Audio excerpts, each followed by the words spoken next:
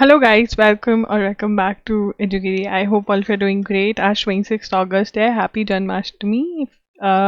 26 अगस्त का newspaper analysis करेंगे. I hope you are following us on other social media handles like edugiri.com, edugiri here on Telegram. I am edugiri on Instagram. चलिए start करते हैं. And also guys Nirbhaya rape case जो हुआ था, मैंने कल शायद 2019 बोल दिया. निर्भया रेप केस जो हुआ था वो 2012 में हुआ था. ठीक है, मुझे पता नहीं क्यों गलती लगी 2019 की. I am sorry for that. चलिए स्टार्ट करते हैं. With 100 standard in Sao Paulo India to broach topic with Brazil minister. अब यहाँ पे ब्राज़ील में क्यों इंडियंस कैसे पहुंचे वहां पर? तो इलीगल माइग्रेशन कर रहे हैं, इलीगली वहां पर जा रहे हैं ब्राज़ील में. यस, ब्राज़ील में एंटर करने की कोशिश कर रहे हैं without permission, without visa, right. तो ब्रॉच का मतलब क्या होता है? To start talking about a particular subject. ठीक है ना, आप एक पर्टिकुलर सब्जेक्ट के बारे में बात करने लगोगे. तो हमारे जो मिनिस्टर हैं वो जाएंगे विद ब्राज़ीलियन फॉरेन मिनिस्टर मोरो वेरादे लैंडिंग हेयर. अच्छा, वो इंडिया में आ रहे हैं उनके फॉरेन मिनिस्टर, तो उनसे बात करेंगे. ठीक है ना. तो यहाँ पर इंडियंस स्ट्रैंडेड मतलब वहाँ पर घूम रहे हैं, धक्के खा रहे हैं. स्ट्रैंडेड एट एयरपोर्ट इन साउ पोलो ब्राज़ील. क्या है वो? Suspected to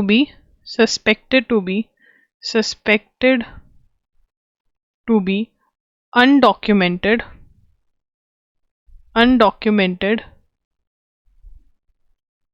immigrants. तो ये क्या है? अनडॉक्यूमेंटेड इमिग्रेंट्स मतलब जो illegally country, trying to enter the country illegally, trying to enter the country illegally मतलब बिना परमिशन के. क्या लिखेंगे? Without permission. ठीक है ना, इलीगली कंट्री एंटर करने की कोशिश कर रहे हैं, तभी उनको एयरपोर्ट पे बिठाया हुआ है. ठीक है, तो हम उनके बारे में बात करेंगे. Indian standard at airport in Sao Paulo, suspected to be क्या है? इलीगल इमिग्रेंट्स है. ठीक है, first point. Second, Mister Vera is here to hold the 9th India Brazil joint commission meeting. They will discuss the agenda for the G20 summit in Rio de Janeiro in November. ठीक है, while ब्राज़ील्स new regulation. अब यहाँ पे Brazil की new regulation आई है जिसके अंदर वो स्ट्रिक्ट हो गए हैं विद देयर इमिग्रेशन लॉज. ठीक है ना, तो यहाँ पर हम लिख सकते हैं foreign minister, FM of foreign minister लिख लेते हैं, because FM is finance also and foreign also. तो लिख लेते हैं फॉरेन मिनिस्टर ऑफ ब्राज़ील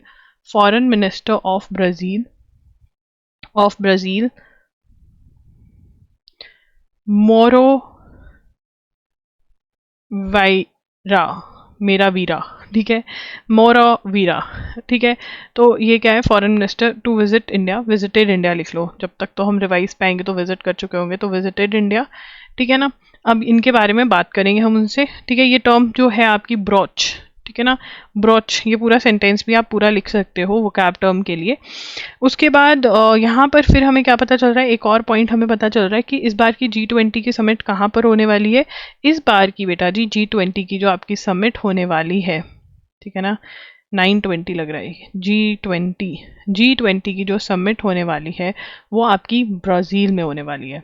कहाँ पे होने वाली है वो? रियो de Janeiro, that is Brazil. कहाँ पे होने वाली है? ब्राज़ील में होने वाली है. ठीक है ना, रियो दे जेनेरियो ब्राज़ील में आपकी ये समिट होने वाली है G20 की. लास्ट ईयर कहाँ पर हुई थी? 2023 में ये समिट इंडिया में हुई थी. ठीक है ना, तो अब यहाँ पर साओ पोलो जो है, कहाँ पर है ये एयरपोर्ट? ब्राज़ील के अंदर है.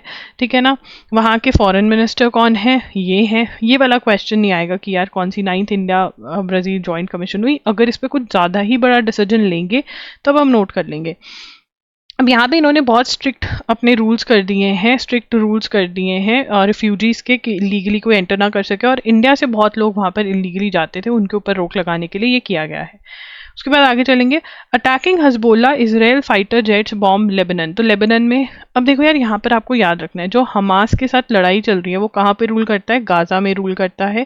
ठीक है ना, हजबोला जिसको हमने हाजमोला से याद किया हुआ है, हजबोला को हमने कैसे याद किया हुआ है? हाजमोला. ठीक है ना, हाजमोला. अगर हम यहाँ पर ई और यहाँ पर बी लगा देते हैं तो हजबोला और हाजमोला से याद हो जाता है। हाजमोला कहाँ पर है? लेबनन, लेबनन में ये रूल करते हैं, लेबनन में ये रूल करते हैं, तो ये याद रखना है। ठीक है, अब यहाँ पर इसराइल और हजबोला भी लड़ रहे हैं अब, ठीक है, अटैक कर रहे हैं। Israel launch a wave of air strikes across southern Lebanon early on Sunday in what it said was a preemptive strike to avert a large Hezbollah attack. The militant group responded that it had launched hundreds of rockets and drones to avenge the killing of one of the top commanders last month. अब यहाँ पे हजबोला जो है वो बदला लेना चाहता है, टॉप कमांडर मारा गया, हमास के बहुत कमांडर्स मारे गए, तो उसमें अब इनकी लड़ाई आपस में चल रही है। Big names quit SIT form to probe sexual abuse in Malayalam filmdom. अब हम कौन सी? हेमा कमेटी बैठी थी, हेमा कमेटी बैठी थी, याद है हेमा कमेटी बैठी थी, क्यों बैठी थी? तो मलयालम फिल्म इंडस्ट्री में सेक्सुअल असॉल्ट के केसेस आ रहे हैं, वो देखने के लिए बैठी थी। ठीक है, अब यहाँ पे तो justice K Hema committee report on the issue face by women in Malayalam film continue to rock the industry. तो यहाँ पे लिख लेंगे हेमा कमेटी, लिख लें हेमा कमेटी। तो हेमा कमेटी को कौन कौन सबसे टॉप पे बैठे थे हेमा कमेटी के हेमा, ठीक है ना, justice K Hema, justice K Hema, ठीक है ना, उन्होंने करा। और ये क्या था? Report on the issue faced by women in Malayalam films. ठीक है ना, जो मलयालम फिल्म्स के अंदर सेक्सुअल असॉल्ट हो रहा है, ये सब कुछ हो रहा है। अब SIT, the state government set up a special investigation team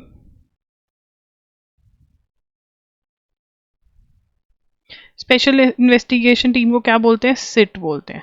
क्या बोलते हैं स्पेशल इन्वेस्टिगेशन को? SIT. To conduct preliminary inquiry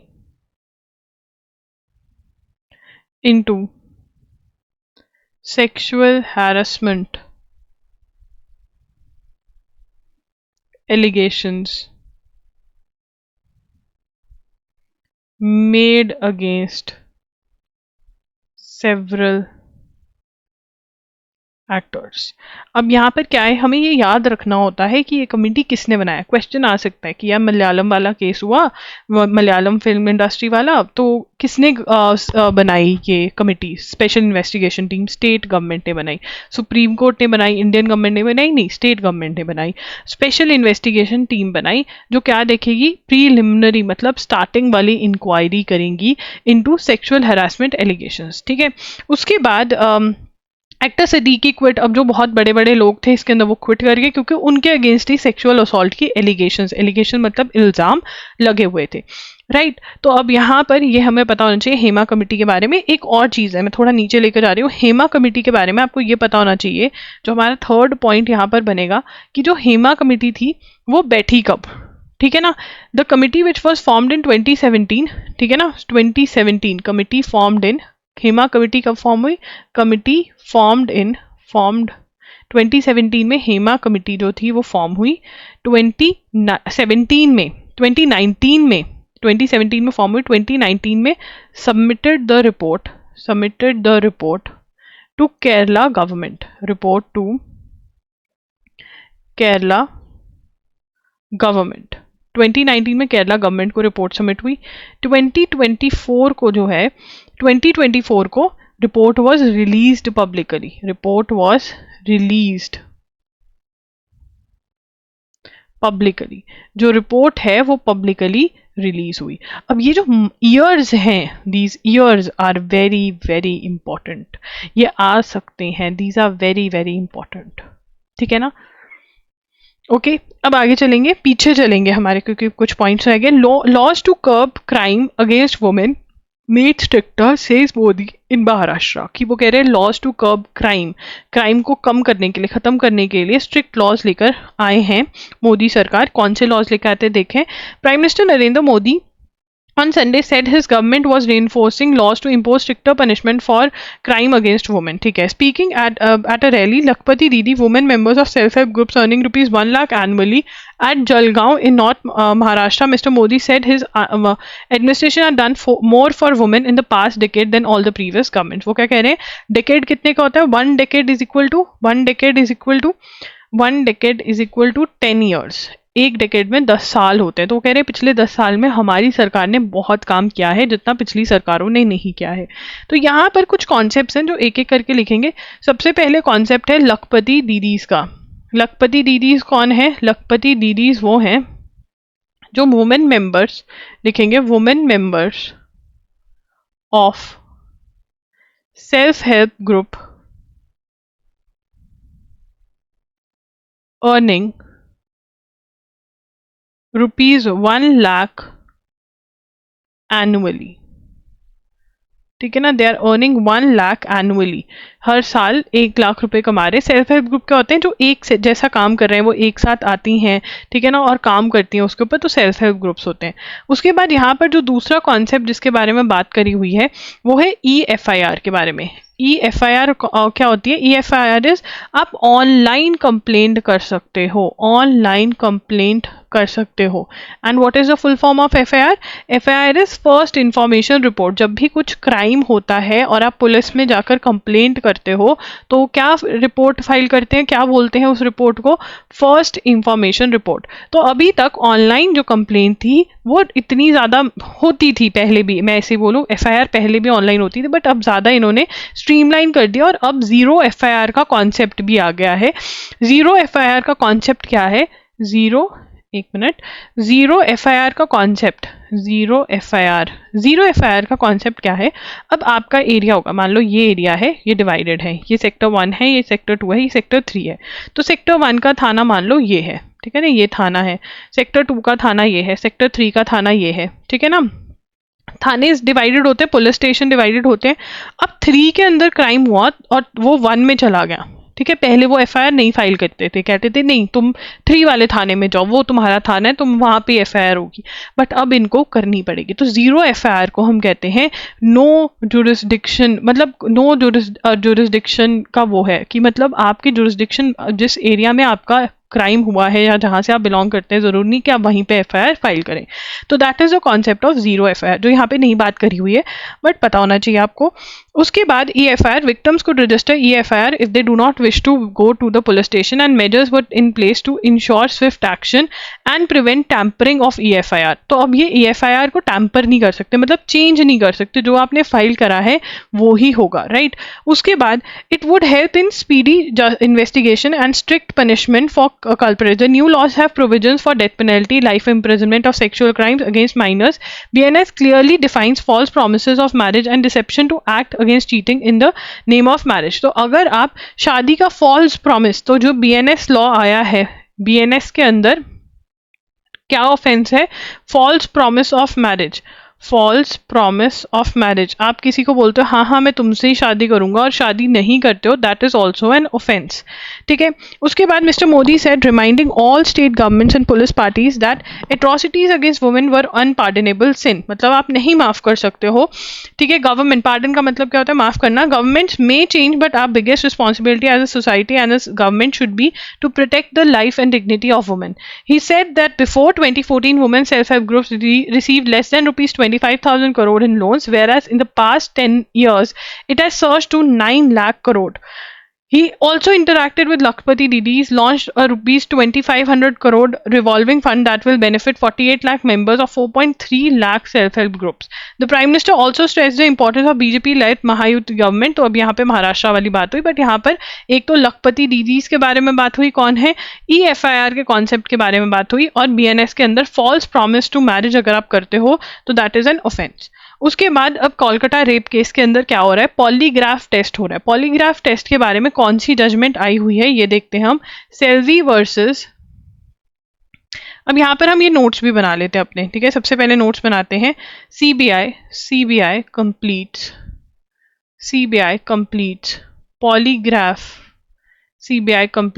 polygraph test in Kolkata rape murder. तो पॉलीग्राफ क्या टेस्ट होता है, वो ही बिठाते हैं लाई डिटेक्टर वाला types.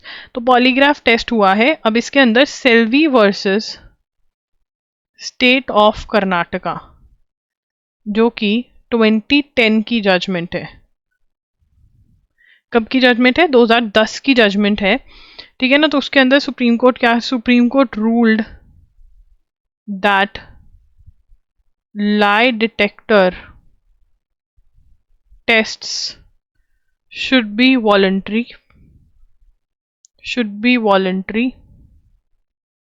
with legal implications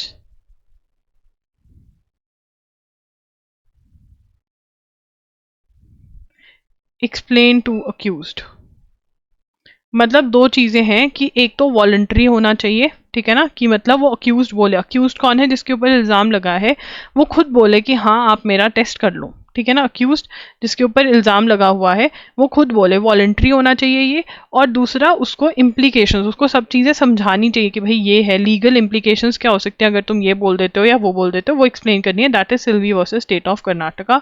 this is very very important judgment, आपके एग्जाम्स में दिख सकती है ये जजमेंट, ठीक है ना। CDS के एग्जाम में सबसे ज़्यादा और लॉ एंट्रेंस एग्जाम्स में सबसे ज़्यादा आती हैं, और जितने भी स्टेट एग्जाम्स हैं उसमें भी पॉलीग्राफ टेस्ट का एस्से जो है वो आ सकता है, ठीक है ना। इवन NLSAT वाले बच्चे और SLS पुणे वाले बच्चे जो है, प्लीज़ क्राइम अगेंस्ट वुमेन के ऊपर जो एस्से है वो ज़रूर, क्राइम अगेंस्ट वुमेन के ऊपर एस्से ज़रूर तैयार कर कर रखें, सो दैट इसके अराउंड आपको कहीं ना कहीं एस्से मिल सकता है अपने टेस्ट में। आगे चलेंगे। The justice K Hema committee report which was released by the Kerala government on August 19 has ignited a debate on the issues faced by women in Malayalam film industry. The committee which was formed, ये हमने already पढ़ लिया है, आगे चलेंगे। अब यहाँ पर बात हो रही है एक केस की जो अगेन बहुत ही इंपॉर्टेंट केस है, sexual harassment, sexual harassment, sexual harassment, sexual harassment eight workplace. Harassment में S डबल आएगा, यहाँ पर S डबल आएगा। तो sexual harassment at work place, तो मतलब वर्क प्लेस पर अगर सेक्सुअल हरासमेंट हो रही है, यहाँ पे तो रेप एट वर्क प्लेस हो गया, सेक्सुअल हरासमेंट तो फिर एक वो था। तो यहाँ पे भी वैसे ही ये जो टर्म्स आई थी, ये जो मतलब केस आया sexual harassment at work place वाला जो लॉ आया, ये भी एक रेप ही हुआ था, वर्क प्लेस पे रेप हुआ था वो, शी वॉज, बट यहाँ पर कैलकाटा वाले से ये डिफरेंस है that lady is alive. I think now she might have died, but I've met that lady in person and dude, she has fought the best of the things. But हाँ, अभी तक उस वुमेन को जब तक मैं मिली थी तब तक जस्टिस नहीं मिला था, ये लॉज वगैरह आ गए but she never got justice. Vishakha versus state of Rajasthan, Vishakha versus state of Rajasthan. तो sexual harassment at workplace पे कोई भी लॉज नहीं होते थे कि भाई कोई कमेटी होनी चाहिए, ऐसा ना हो जाए वैसा ना हो जाए। It was through this case की Supreme Court laid down guidelines. तो यहाँ पे लिखेंगे Supreme Court laid down guidelines to prevent workplace harassment. तो यहाँ पर सुप्रीम कोर्ट ने गाइडलाइंस ले डाउन करी कि वर्क प्लेस पे हैरासमेंट ना हो उसके लिए, and which ultimately these guidelines were converted into a law which is amongst us by the name of the sexual harassment, the sexual harassment of women at work place prevention prohibition and redressal act 2013. so this is the law and this is, अब ये 2013 वाला is very important, ठीक है। ये judgement ने guidelines lay down करी कि भाई ऐसा होना चाहिए, जब तक एक लॉ नहीं था, ठीक है ना, कि इंटरनल कमिटी होगी जिसको कंप्लेंट कर पाए लड़की की भाई मेरे साथ ये हो रहा है।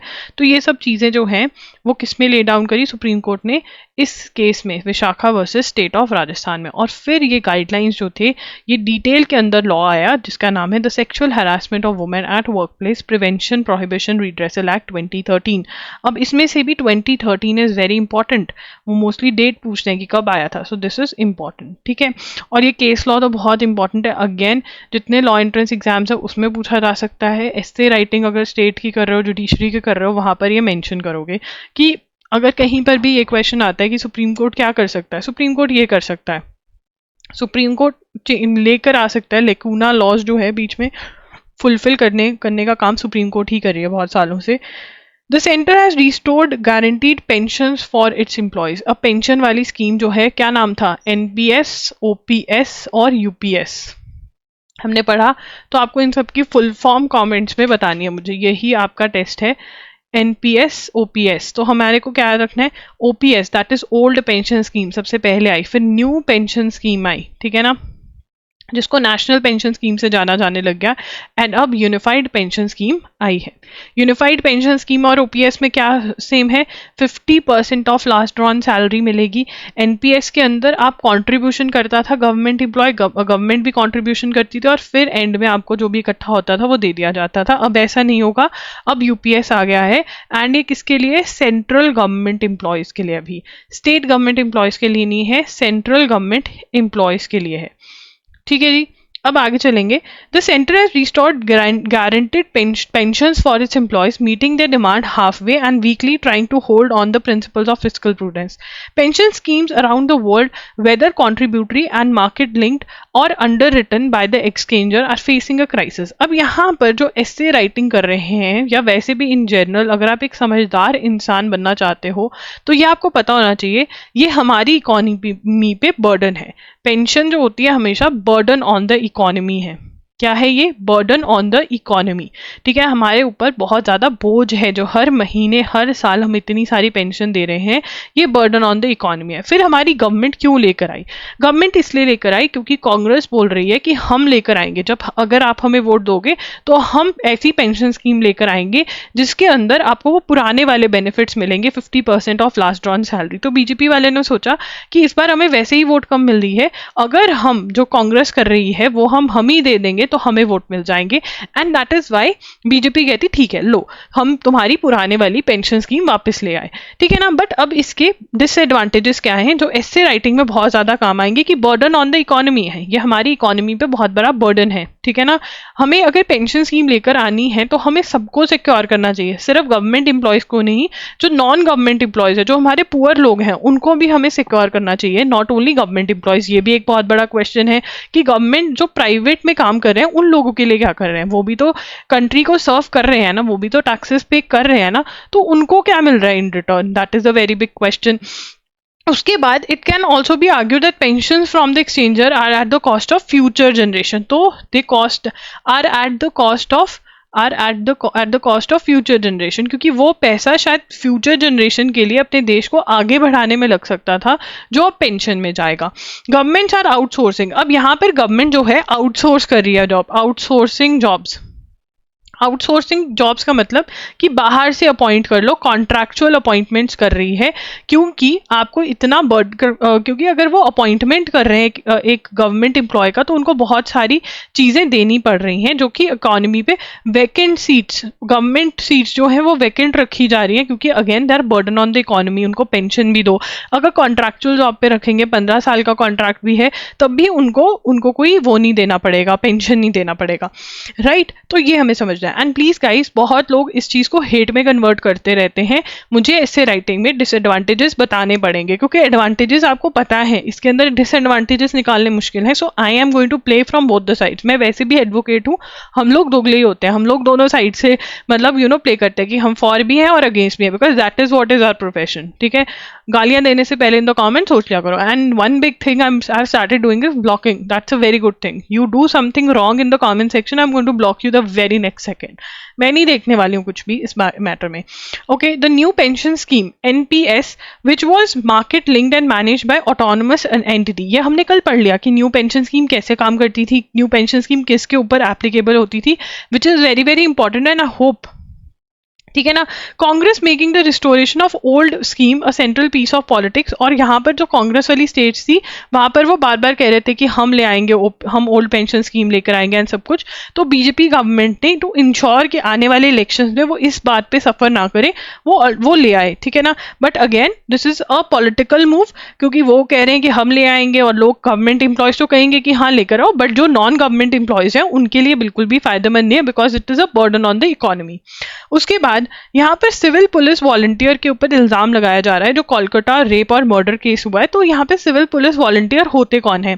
तो कोलकाता पुलिस में 2019 से सिविल पुलिस वॉलंटियर जो है वो रखे जा रहे हैं। और ये क्या है? Being engage as a civil police contract volunteer, but इनको पुलिस वाली, जहाँ पर पुलिस वाले रहते हैं वहाँ रखा जाता है। Stayed in barracks of Kolkata armed police 4th battalion. There are reports that 35-year-old was also associated with Kolkata police welfare committee. तो जो पुलिस पर्सनल के लोग होते थे उनको हॉस्पिटल में एडमिट करवाता था। सिविल वॉलंटियर्स और village police volunteers as they are known in rural areas are contractual workers engage by police for assistance. जैसे ट्रैफिक पुलिस में असिस्टेंस चाहिए होते तो तब अपॉइंट होते हैं, ठीक है ना। तो ये स्टार्ट कब हुआ था बंगाल में? 2011 के अंदर हुआ था।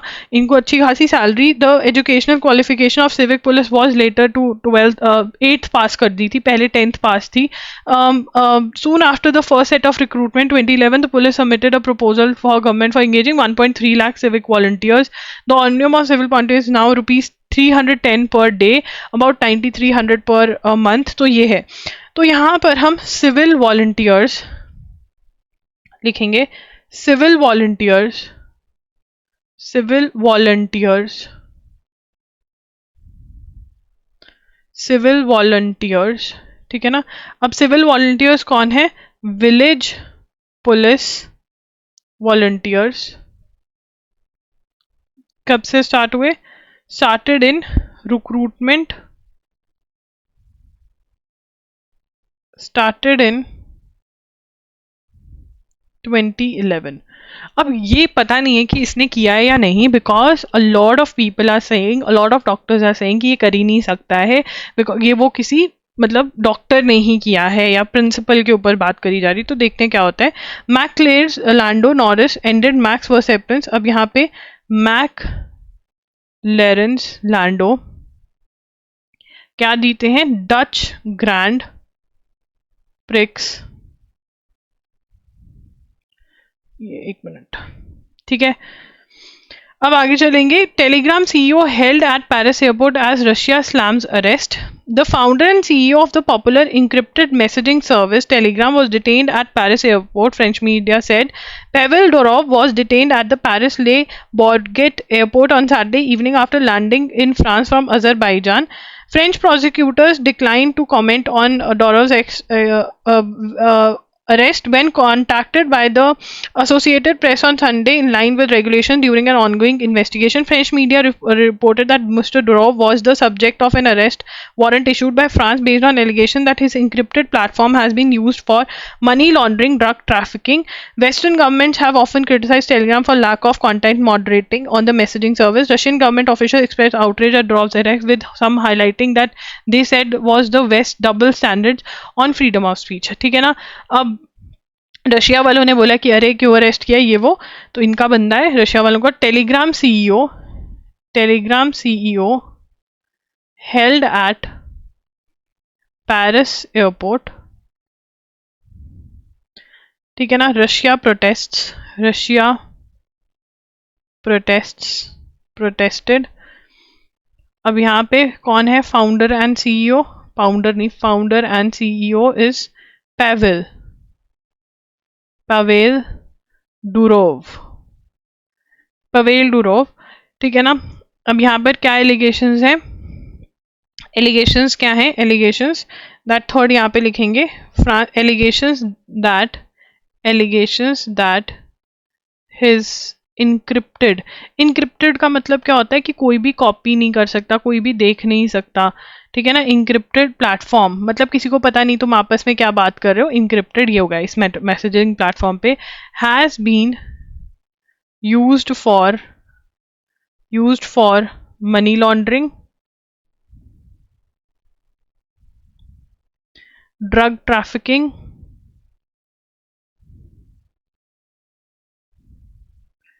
and allowing sharing of content linked to sexual exploitation of minors, तो इसीलिए अरेस्ट किया गया है। फ्रांस ने एलिगेशंस लगाई है ये, और रशिया वाले कहते हैं हाँ हमारे बंदे को। अब यहाँ पे क्वेश्चन, इंपॉर्टेंट क्वेश्चन क्या बना कि टेलीग्राम का सीईओ कौन है?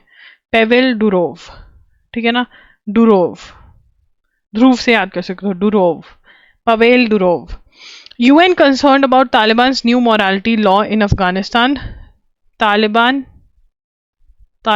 ratified new morality law in Afghanistan.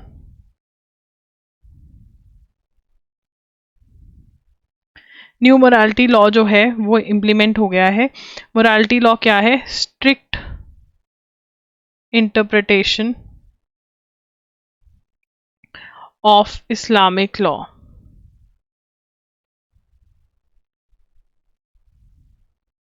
ठीक है, अब आगे चलेंगे। वॉरशिप INS मुंबई जो है वो श्रीलंका में जाकर के जा रही है, ठीक है ना। ये साल 9th 8th शिप बनी है जो वहाँ पर पोर्ट कॉल करने जा रही है। इसमें अगर कुछ ज़्यादा बात होगी फिर नोट करेंगे। प्रशांत किशोर जो हैं उनकी पार्टी, प्रशांत किशोर पार्टी जन सूरज to contest all seats in Bihar elections। अब हमें क्या पता होना चाहिए? प्रशांत किशोर की पार्टी का नाम क्या है और कौन से इलेक्शंस लड़ रहे हैं बिहार के। उसके बाद आगे चलेंगे। Rajnath visits US submarine testing facility as India eyes similar centre in a reflection of the growing cooperation and undersea domain and anti-submarine warfare between India and USA, also a priority area between Quad partners. Defense Minister Rajnath Singh during his ongoing tour, जिनको नहीं पता Quad क्या है, Quad is a international organization, ठीक है ना, जिसके अंदर इंडिया US मेंबर है, ऑस्ट्रेलिया और जापान मेंबर्स हैं, ये 4 ही मेंबर्स हैं क्वाड में। ड्यूरिंग इस, अब ये टूर पे कहाँ पे गए? अब यहाँ पर हम लिखेंगे डिफेंस मिनिस्टर। अब आपको पता होना चाहिए हमारे डिफेंस मिनिस्टर कौन है। Defence minister visits William B Morgan large cavitation William B. Morgan Large Cavitation Channel, that is LCC। ठीक है, कहाँ पर है ये LCC? USA में in Naval Surface Warfare Center at Memphis, Tennessee, USA। India plans to set up a similar facility. India plans to set up a similar facility. LCC is world's largest and most technically advanced water tunnel facilities for testing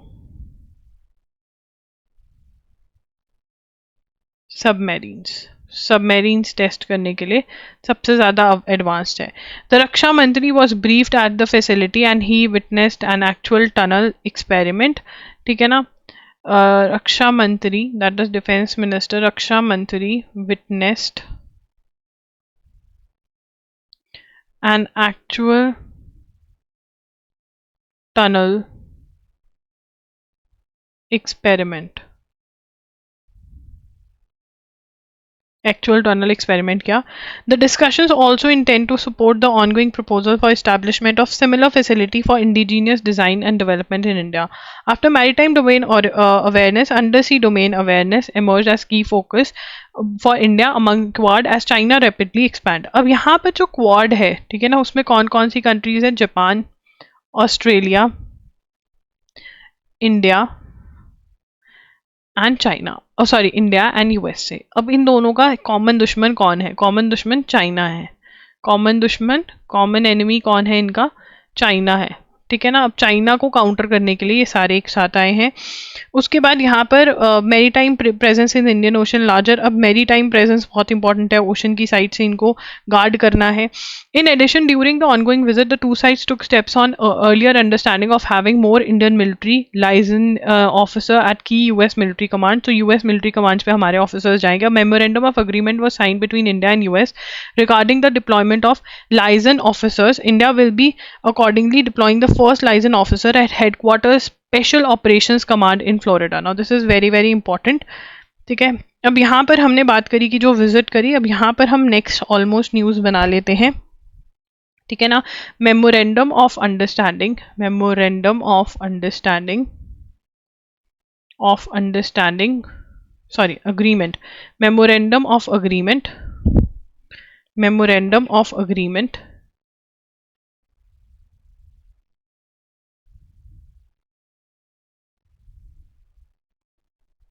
signed between India and USA regarding deployment of liaison officers. India will be deploying first liaison officer to the headquarters special operations command in Florida USA. तो Florida USA में हम अपना first officer जो है वो भेज देंगे। ठीक है ना, जो भी एग्रीमेंट हुआ है उसके अकॉर्डिंग। ठीक है ना। तो यहाँ पर ये है। तो इंट्रैक्ट, अब ये हम नोट कर लेते हैं। अ पर्सन हु एक्ट्स और अरेंजेस interaction between parties. उसके बाद the security of supply agreement signed on Friday is one of the two broad based defence industrial cooperation agreement. अब यहाँ पर हमने इसके बारे में बात करी हुई है कि क्या साइन हुआ है? Security of supply agreement, security of supply agreement जो साइन किया है। ठीक है ना। तो हम यहाँ पे तीसरे में क्या बात करेंगे? Security of supply agreement, that is SOSA. ठीक है ना। अब जो सोसा साइन हुआ है, जो सोसा साइन हुआ है, ठीक है ना, वो क्या करेगा? वो इंडिया और यूएस के बीच में साइन हुआ है। सबसे पहले इंडिया यूएस का अग्रीमेंट है, इंडिया यूएस के बीच में साइन हुआ है। ठीक है ना। Under discussion between the two industrial cooperation defence between deepens and comes. ठीक है, ये हमने ऑलरेडी कर लिया। During a visit of US secretary defence Mister Singh sign, ठीक है, बोला था कि भाई साइन करेंगे। Through this the US and India agree to. अब यहाँ पर क्या होगा? इससे होगा क्या? India and USA agree to provide reciprocal. Reciprocal मतलब अगर तुम मेरा फायदा कर रहे हो तो मैं भी तुम्हारा फायदा करूंगी। Reciprocal priority support for goods and services that promote national defence. ठीक है ना, कि मतलब जो हमारे गुड्स एंड सर्विसेज हैं उनकी जो मतलब जो हमें चाहिए गुड्स और सर्विसेज हमें नेशनल डिफेंस के लिए चाहिए, वो हमें प्रोवाइड करी जाएंगी। Enable both the country to acquire industrial resources they need from one another. ठीक है ना। इनेबल बोथ लिखेंगे, enable both countries to acquire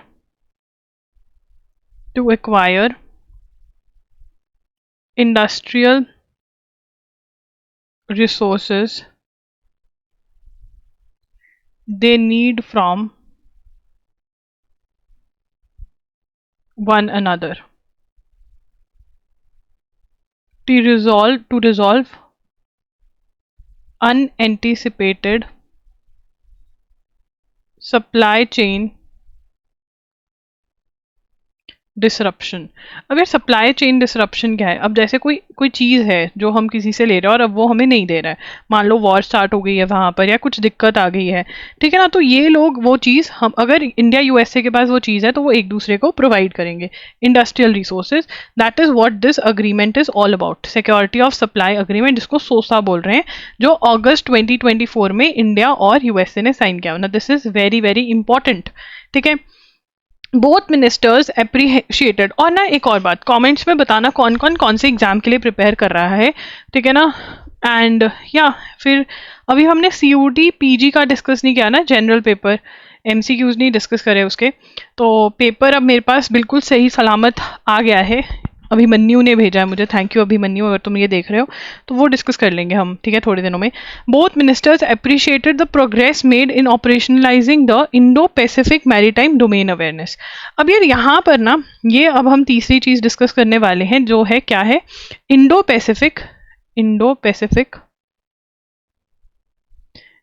Pacific maritime domain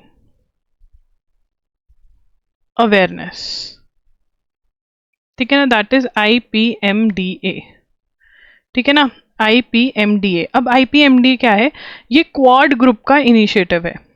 किसका इनिशिएटिव है? क्वाड ग्रुपिंग का इनिशिएटिव है। क्वाड के अंदर कौन कौन है ये हम ऑलरेडी डिस्कस कर चुके हैं, इंडिया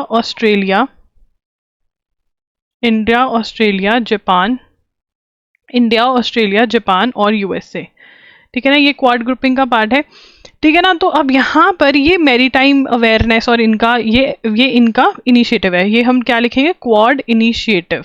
तो ये क्वेश्चन आ सकता है। IPMDA क्या है, Indo Pacific maritime domain awareness. Maritime मतलब ओशन, वाटर, जो ओशन रीजन है उसके लिए, ठीक है ना। इंडिया जो है इन्हांस कर रहा है डोमेन अवेयरनेस, मैरीटाइम अपनी जो सिक्योरिटी है बढ़ा रहा है, ठीक है ना। और उसके बाद यहाँ पर इंडिया जो है वो इंडिया जो है पार्टिसिपेट कर रहा है, Indian participation in combined maritime forces, ठीक है ना। ये क्या है, CMF के अंदर जो है उसके अंदर पार्टिसिपेट कर रहे हैं। Noted that India will deploy its navy personnel in, अब यहाँ पर ये भी लिखेंगे, India will employ navy personnel in CMF's combined task force 150 headquarters in 2025। तो combined maritime forces, they are responsible for maritime forces, बहुत सारी कंट्रीज एक साथ आती है, उसमें इंडिया भी पार्टिसिपेट कर रहा है, और हम अपने नेवी पर्सनल भी एम्प्लॉय करेंगे यहाँ पर इन 2025 तक, ठीक है, मतलब अगले साल तक। IPMDA announced by the Quad comprising of this aims to establish. अब IPMDA क्या एस्टैब्लिश करने की कोशिश कर रही है, IPMDA aims to establish a comprehensive system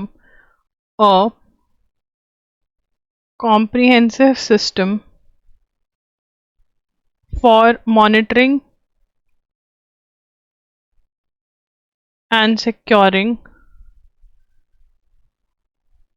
maritime activities in Indo-Pacific। क्या कर रहे हैं, कॉम्प्रिहेंसिव सिस्टम लेकर आ रहे हैं, एक सिस्टम जिससे कि सिक्योरिटी कर सके इंडो पैसिफिक रीजन की एक साथ। So that is what is IPMDA, जिसके बारे में हम यहाँ पर बात कर रहे थे, ठीक है। उसके बाद आगे चलेंगे, और ये क्या है, हमें ये याद रखना है कि क्वाड का इनिशिएटिव है। उसके बाद आगे चलेंगे, व्हाट डिड द 2013 पैनल से ऑन डेथ पेनल्टी। अब यार ये देखो, ये बहुत सारे बच्चे बोलते हैं कि डेथ पेनल्टी, तो यहाँ पर डेथ पेनल्टी फॉर रेप, तो कब कब मिलती है death penalty for rape? Her instance में जब रेप होता है डेथ पेनल्टी नहीं मिलती है। तो यार जब यहाँ पर जब निर्भया केस हुआ था 2012 में, gang rape of a paramedic student, 2012 में निर्भया गैंग रेप, तो निर्भया गैंग रेप हुआ। निर्भया गैंग रेप के बाद इमिडिएटली बाद 2013 में ये पढ़ लेते हैं पहले पूरा, ठीक है। After the brutal rape and murder of a doctor on duty at Kolkata RG Kar medical college, ये मेडिकल कॉलेज का नाम याद रखना है, बहुत ही इंपॉर्टेंट क्वेश्चन हो गया है, ये कोलकाता में ये हुआ, ठीक है। The justice J S. Verma committee recommendation will lead to amendment of criminal laws. तो ये वाली जो जस्टिस जे.एस. वर्मा कमेटी है ये बहुत इंपॉर्टेंट है, क्योंकि 2013 में बहुत इंपॉर्टेंट चेंजेस हुई क्रिमिनल लॉ को, ठीक है ना। अब उसके अंदर specifically said it was not inclined to recommend death penalty for rape even for the rarest of rare case. अब जो जे.एस. वर्मा कमेटी थी उन्होंने बोला कि रेयरेस्ट ऑफ रेयर केस मतलब जो अब हुआ है वो रेयरेस्ट ऑफ रेयर केस है, एक लड़की का रेप हुआ है, उसके वर्क प्लेस पे एक डॉक्टर का रेप हुआ है हॉस्पिटल के अंदर, और अभी तक ये नहीं पता चला है गैंग रेप था, किसने किया क्या नहीं किया, एविडेंस तो कह रहे हैं गैंग रेप है, तो this is rarest of rare case. मतलब इतना दर्दनाक की रूह कांप जाए, रेयरेस्ट ऑफ रेयर की मतलब कभी सुना ही ना हो ऐसा, ठीक है। और उसके अंदर भी जे.एस. वर्मा कमेटी ने क्या कहा था 2013 में कि डेथ पेनल्टी मत दो आप, ठीक है। बट हमारी सरकार ने, तब भी हमारी गवर्नमेंट ने नहीं माना, हमारी सरकार ने कहा कि नहीं हम डेथ पेनल्टी रखेंगे, ठीक है ना। Seeking of death penalty would be regressive step in the field of sentencing and reformation. अब वो क्या कह रहे थे कि रिफॉर्मेशन, अगर आपको चेंज ऑफ माइंड करना है लोगों का, ठीक है ना, तो आप डेथ सेंटेंस मत दो। जो मैं इन माई ओपिनियन जो भी रेप करता है 100% प्रूव होता है उसको डेथ पेनल्टी मिलनी चाहिए, कोई चेंज नहीं होते हैं लोग, ठीक है ना। जिसका इतना दिमाग खराब है कि वो रेप कर सकता है, ठीक है ना, उसका दिमाग चेंज करना बहुत मुश्किल है, जानवर है वो, ठीक है। द यूनियन मतलब इस जे.एस. वर्मा कमेटी को ये भी सोचवाना चाहिए था कि आप एक लड़की के पर्सपेक्टिव से सोचो ना, लड़कियों का बाहर निकलना मुश्किल हो रखा है, हमारे पेरेंट्स हमें बोलने लगे कि भाई तुम ही घर पे बैठ जाओ, दैट इज सो डिफिकल्ट। आप एक साइड पे तो बोल रहे हो वर्कफोर्स के अंदर वुमेन बढ़ाओ, और दूसरी साइड पे हमारे पेरेंट्स हमें जाना भी देना चाहते हैं, हमारी फैमिलीज चाहते हैं कि हम उड़े, बट फिर भी उन्होंने हमारी जो रोप्स है वो बांध कर रखी हुई है, क्योंकि वो टाइम लिमिट है कि इस टाइम तक तो बेटा आना पड़ेगा, नहीं तो हो जाएगा रिप। तो that is what is there. तो ये बहुत ज़रूरी है, डेटरेंट करना पड़ेगा, आपको डराना पड़ेगा। The union cabinet did not take the recommendation on the death penalty. तो यहाँ पर हमें याद रखना है कि ये कमेटी बिठाएगी और इन्होंने कमेटी ने नहीं की बात नहीं मानी। The committee to amend criminal laws was set up after gang rape of paramedical student. The committee submitted its recommendation on 23 January 2013। One of the key suggestion that death penalty is not necessary. अब यहाँ पर 2012 Nirbhaya gang rape के पास justice ये लिखेंगे, justice J S. Verma. अब इसके अंदर अगर एक बार चेक करके मैं बता दूंगी, बट हाँ इसके प्रिपेयर करके जाना, जस्टिस जे.एस. वर्मा कमेटी बिठाएगी, setup to amend criminal laws, ठीक है ना, क्रिमिनल लॉज की, रेप से related criminal laws, led to amendment, amendment की स्पेलिंग से लिखना, मैंने डबल एन डाला है, ऑफ क्रिमिनल लॉज इन 2013। अब जो क्रिमिनल लॉज की अमेंडमेंट है 2013 में, it is very very important. UGC में से, यूजीसी नेट की अगर कोई तैयारी कर रहा है, हर बार एक क्वेश्चन तो आता ही आता है क्रिमिनल लॉ के अमेंडमेंट में से। 2013 में क्रिमिनल लॉ में मेजर अमेंडमेंट हुई, और मेजर की अमेंडमेंट्स क्या हुई, ठीक है ना। थर्ड पॉइंट, की अमेंडमेंट्स वर ब्रॉट, तो हम यहाँ पे लिख लेते हैं की अमेंडमेंट्स, ठीक है ना। तो ये ध्यान से लिखेंगे अब, की अमेंडमेंट्स वर ब्रॉट, मैं यहाँ से पढ़ रही हूँ, in the death penalty for rape that led to death of the victim, और रेप दैट लिखेंगे, rape that led to death of, एक मिनट, सबसे पहले तो यहाँ पे लिखेंगे फोर्थ पॉइंट में, J S. Verma committee specifically said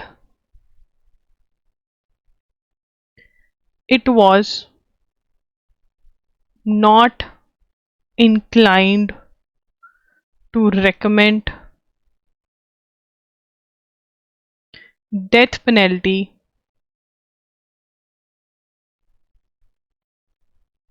for rape even for the rarest of rare cases. तो उन्होंने बोला कि डेथ पेनल्टी नहीं देनी चाहिए। गवर्नमेंट डिड नॉट अग्री, इसीलिए ही लॉ के अंदर डेथ पेनल्टी जो है वो इंक्लूडेड है। ठीक है। Key amendment rape that led to death of the victim और reduced her to a persistent vegetative state। ठीक है। Section 376A of IPC talked about it। and anyone for more than once plus anyone, ठीक है ना, plus anyone found guilty of rape more than once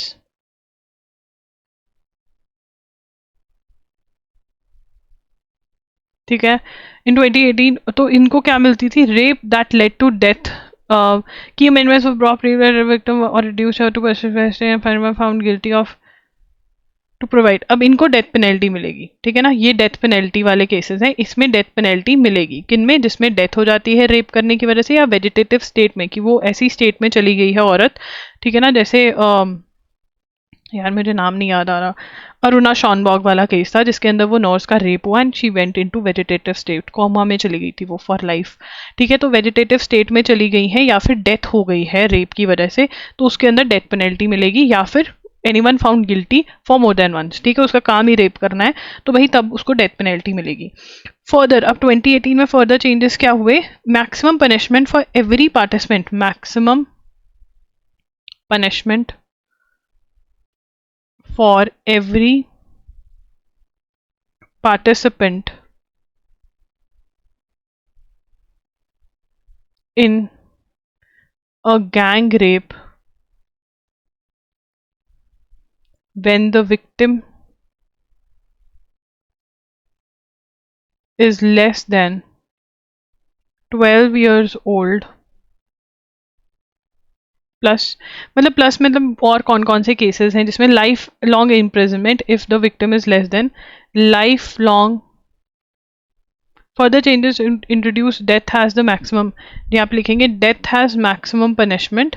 ठीक है, अगर maximum punishment for every participant in gang rape when the victim is less than 12 years. ठीक है ना, अब ये मुझे पसंद नहीं है, मतलब सच में 12 ईयर्स है यार। गैंग रेप अगर 18 प्लस का भी हुआ है, 18 से कम का भी हो, उसकी मेंटल हेल्थ की कितनी बुरी हालत हो जाती है, वो मरी के बराबर ही है। It will take good 5-10 years to come out of that trauma. उसकी जिंदगी तो पीछे चलेगी उन दरिंदों की वजह से। सो आई डोंट रियली सपोर्ट। मैं तो ये कहती हूँ कि जिसका 101% प्रूव होगा कि हाँ इसी बंदे ने रेप किया था, उसको डेथ सेंटेंस मिलनी चाहिए। जिसका डाउट है ना, बियॉन्ड रीजनेबल डाउट प्रूव नहीं हुआ, ठीक है, या वो है तो उसमें करो। अगर बियॉन्ड रीजनेबल डाउट प्रूव हो गया कि हाँ इसी ने किया ये कार्यक्रम, तो उसको तो चढ़ाना चाहिए। तो यहाँ पर ये मेरी ओपिनियन है, आपकी क्या ओपिनियन है इन द कमेंट्स बताना। Life long imprisonment if the victim is less than 16, life long imprisonment if victim less than 16। ठीक है ना, अब ये था पुराने लॉज में जो अमेंडमेंट के बाद हुआ। अब जो भारतीय न्याय संहिता आया है, भारतीय न्याय संहिता आया है, punishment for rape is laid down in, punishment ये याद करना पड़ेगा, punishment for rape is laid down in several sections, and in section 64, 65, 70, subsection 2, which notes the punishment for gang rape of a woman under the age of 18 is death penalty. Gang rape of a woman below the age of 18 is death penalty. ये as का क्या फर्क पड़ता है यार ये change होना चाहिए। I am a strong opinion. मतलब अब ऐसे तो फिर इस वाले केस में उसको लाइफ इम्प्रिजनमेंट मिलेगी जिसने भी कार्यक्रम करा है, बिकॉज वो बंदी तो 31 ईयर्स की थी। ठीक है, the justice Verma committee provided for enhanced sentences for rape increasing it from 7 years to 10 years। ठीक है ना, तो यहाँ पर इनहांस पनिशमेंट कर दी थी। उसके बाद what was it stands on marital rape. Marital rape क्या होता है? अब इंडिया के अंदर रेप की डेफिनेशन क्या है? रेप पूरा डिफाइन कर देंगे, एंड में कह देंगे कि अगर विदाउट कंसेंट हस्बैंड वाइफ में हो रहा है sex, without consent is rape ना, ठीक है ना, बट अगर विदाउट कंसेंट हस्बैंड वाइफ में सेक्स हो रहा है तो वो रेप नहीं है, क्योंकि वो तो मियाँ बीवी हैं, तो उनमें चलेगा।